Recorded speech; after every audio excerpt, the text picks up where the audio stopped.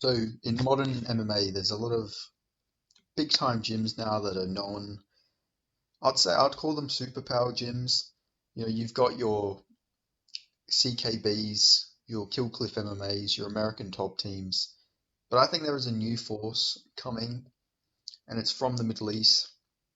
There's already quite a few fighters from the gym. Obviously, when they first started as well, they did sign the likes of a Frankie Edgar, Habib Nurmagomedovs. But I'm talking more so about their homegrown talent now as a gym, not just the fighters that they scooped up. But I'm of course talking about KHK MMA. Now I know last Dana White Contender Series, Murtozo Talha didn't get it done for his fight. Murtaza Talha, sorry. But his teammate Magomed Guladov got a contract. Shamil Gaziev's got a contract.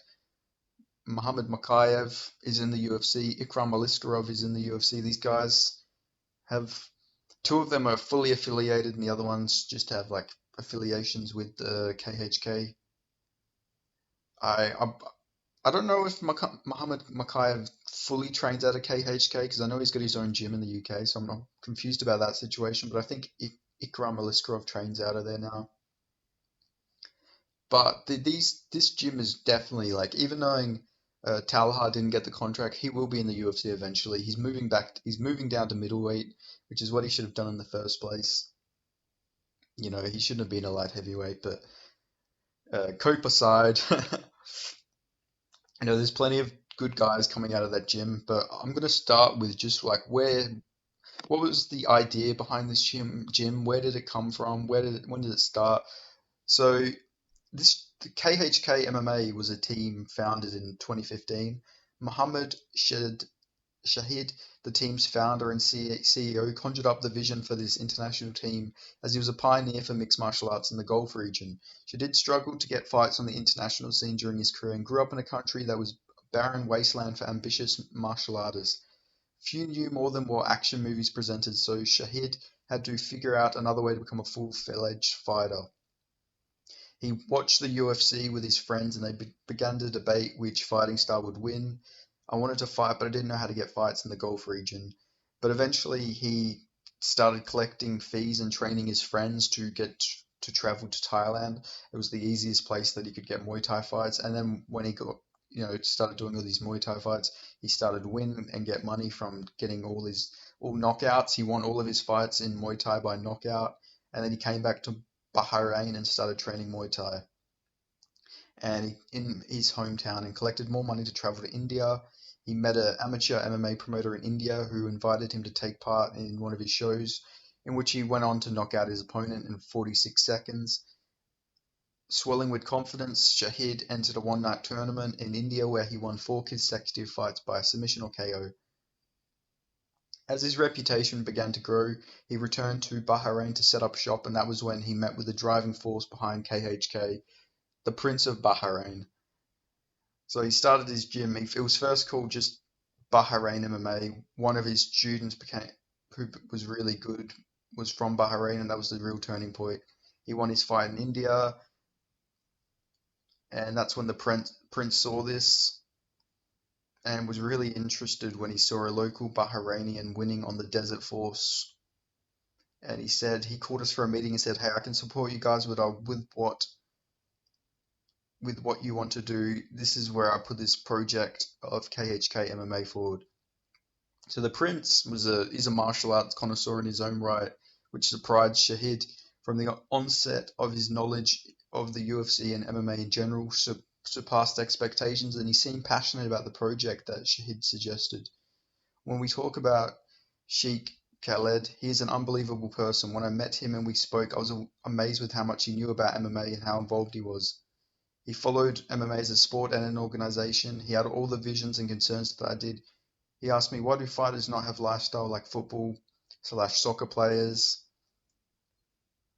And yeah, he also had his own fights as well. The Prince did. He fought twice in MMA, I believe.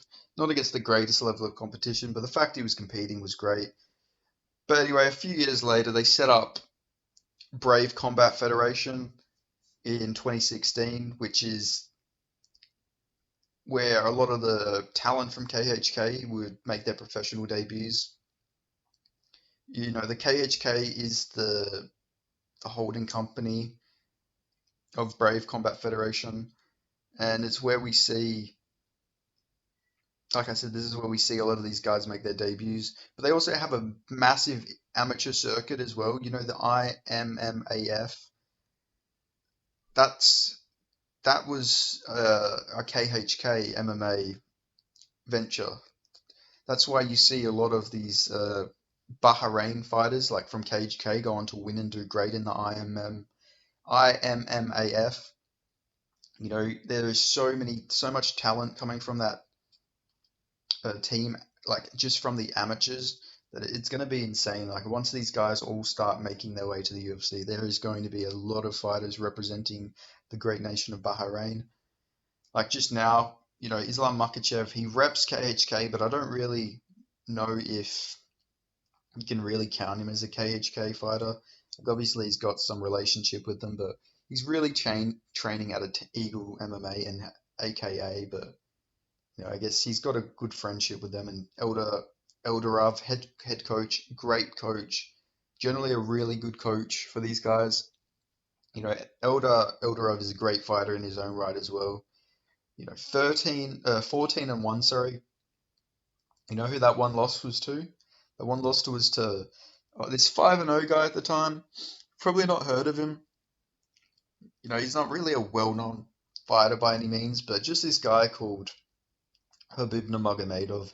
Like I said, not a really well-known guy, but yeah, that's his one loss in MMA. So Eldarov, really good fighter, even greater coach, I would argue. But there is just an insane amount of talent coming out of this gym. Like these guys are going to make big impacts when they all start. Like a lot of these guys haven't even made their pro debuts yet, but they're tearing it up in the amateur. And I think we will see a homegrown KHK prospect in the future become UFC champion. Now I say homegrown prospect because Islam Makhachev not grown from KHK. He trains there sometimes, but he's not a fighter who comes exclusively from that gym, is what I mean. I think eventually we will see fighters exclusively come from that gym who have a lot of success in the UFC. But yeah, there's just so many great fighters. Just go through the KHK MMA team on Tapology. You'll find so many undefeated fighters on there. Like it's insane. Now, some of these guys aren't fighting the best level of competition as pros, but as amateurs, they're fighting like genuine talent.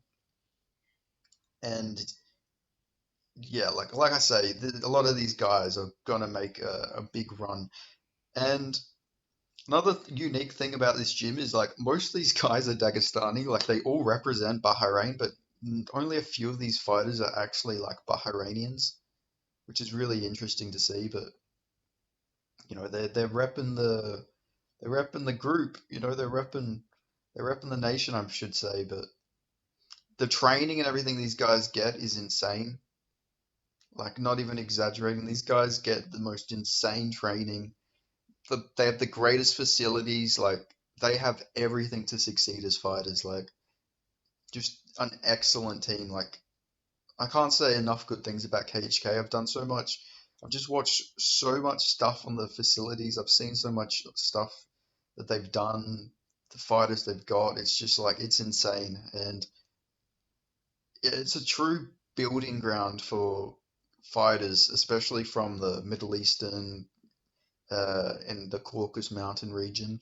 I think eventually we're going to see a big rise in just Arab fighters from KHK. I think as all these guys go on to do great things, I think we'll see a big leaning towards like fighters from like let's just say a random country like Lebanon maybe or Iraq maybe start going training there. I think we'll see fighters from all around the Middle East training in KHK. I'm sure there already is, but I think we'll see a big, large talent pool coming from that region because Eldarov, like I say, he is a great coach. The guy is a phenomenal wrestler. He's got great wrestling, and you can tell that if anyone's going to KHK, they're gonna have good wrestling. And a lot of these guys all have great wrestling. and a lot of the striking as well is improving there. So yeah, this is going to be the next super gym that people are going to be talking about. I'm sure people already are, especially in the amateur scene. People are always talking about KHK because they're winning all these amateur tournaments and everything. But yeah, it should be great. You know, it's like I said, we're going to see a lot of the Bahrainian flags in the UFC soon. So yeah, I just I think it's great. Like it is, it's good to see the talent coming from this part of the world. So many prospects coming up here. So yeah, it's just gonna be fucking crazy once they all start getting into the UFC. Like I say, already two homegrown talent, Shamil Gaziev and Magomed Gazulilov. Like I said, I'll never get used to pronouncing that guy's name. But this is just the beginning. This is like literally just the beginning. Murtaza Talha will definitely get into the UFC eventually. Ramazan Gitinov, the 2-0 undefeated pro, but as an amateur, this guy is 31 and 2. He's on a 32 win streak. He's a lightweight, 26 years old. Like this guy is fucking amazing.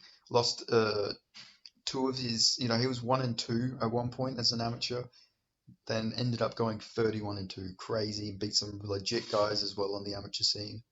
And did it smartly. He did it at welterweight on the amateur scene and then moved to lightweight as a pro. So he wasn't doing all these crazy weight cuts as an amateur. So really smart of him. And yeah, this guy's somebody to look out for too. I think he will end up doing great things in the UFC when he gets there. But I could talk all day about the future prospects of this gym, but I'll just let them go on and see how they do. I don't want to jinx any of these guys, but I do think we'll be talking about a lot of these guys in the future. But yeah, if you made it this far into the video, make sure you give it a like, comment, let me know your thoughts in the comment section below about KHK as a super gym. Let me know if you disagree, if you think maybe they're a bit overrated, underrated, or if you think or just let me know your thoughts if you think there's another gym maybe that's going to overtake KHK, that maybe there's some other unknown gym that's coming up. But yeah, I just thought I'd talk about them. Obviously, this video would go a bit harder if Talha would have won his fight, but I was still planning on making this video, so I'm still gonna make it anyway. So yeah, thanks for watching. Make sure you subscribe if you're not already, and I'll see you guys in the next video.